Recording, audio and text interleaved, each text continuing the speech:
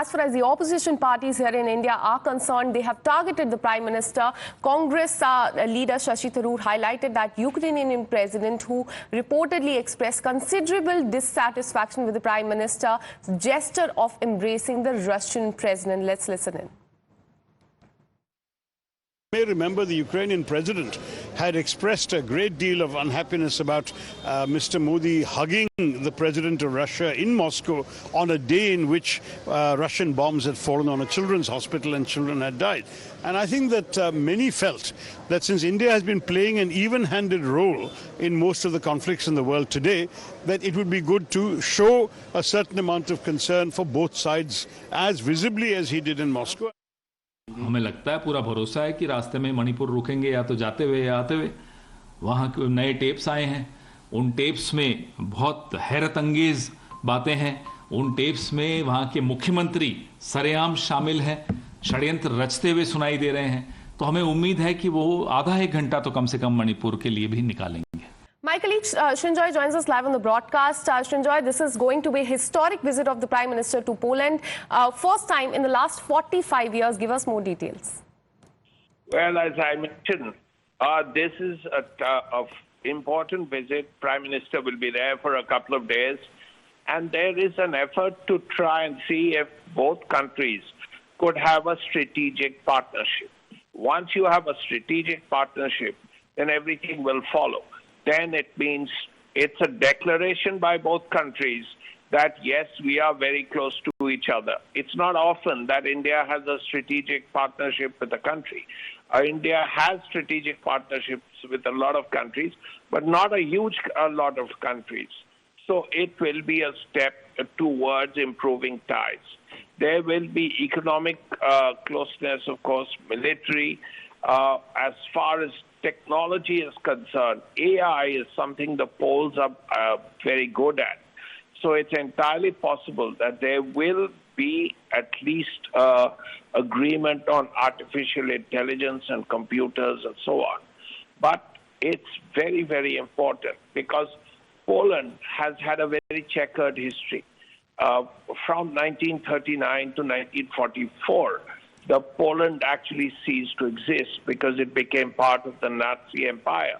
It was taken over by the Nazis. Then Poland came back in 1945, and from then Poland has done better and better. It was part of the Warsaw Pact for many years, part of the close an ally of the Soviet Union. Now it is part of NATO, and as I mentioned, because it was part of the Warsaw Pact, it may have a lot of spares of tanks, of guns, of aircraft, warplanes, warships that can be used by India in current times. Because the war in Ukraine is going on, and it's not that easy to get spares from Russia just now. So if India, say, needs MiG-29 spares, then the Polish may be in a position to supply them. All right, and thereafter, Prime Minister is all set to visit Ukraine as well. There also he's going to meet the diaspora. Srinjoy, give us details of the significance of his visit to Ukraine as well. Well, Ukraine naturally is very important because it's wartime for Ukraine. The war has been going on for over 2 years.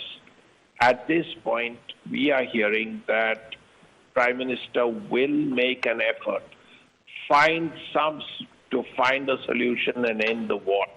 There are many countries which have said that India is one country which has good ties with the West and good ties with the Russians. He has already been to Russia. Now he's going to Ukraine.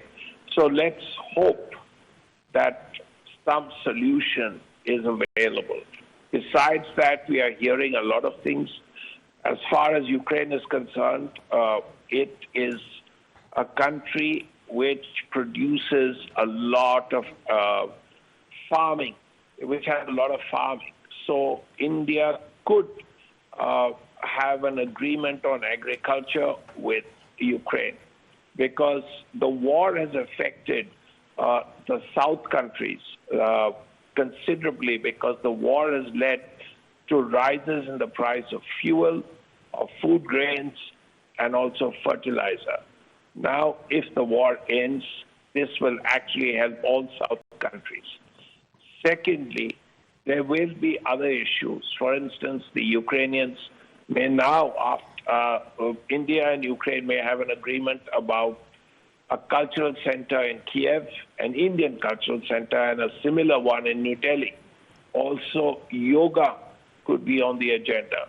So there's a lot happening, and Ukraine is particularly important because no Indian Prime Minister has been to Ukraine after it became independent. Yes, Morarji Desai had gone and Indira Gandhi had gone, but that was when it was part of the Soviet Union. But since 91, Prime Minister Modi is the first. Yet, it has to be mentioned that the war is actually super important. And if there is any way the war can come to some kind of end, courtesy conversations with the Russians and with the Ukrainians, it will be a great help. All right, so Prime Minister is going to visit Poland as well as Ukraine, and it's going to be a historic visit. Thanking Srinjoy for all the details. We'll keep coming back to you for more on this.